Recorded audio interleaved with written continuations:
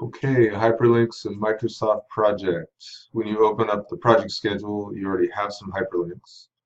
So if you go over here and you say hyperlink and edit link, so if you right click, it should give you the menu and then you go edit link. It'll show you how we linked them before. If you come over to the standards page and you just right click on a Swiss and go to properties, it gives you the hyperlink information.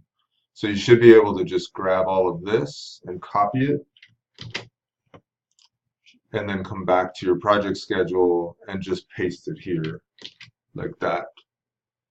So now my paint chips and color submittals, if I click on that link, it'll give you that link to that file. So that's the way I would do it. That's the way I'd approach it. You can always add a link, like if you click on one of these open spaces. Um,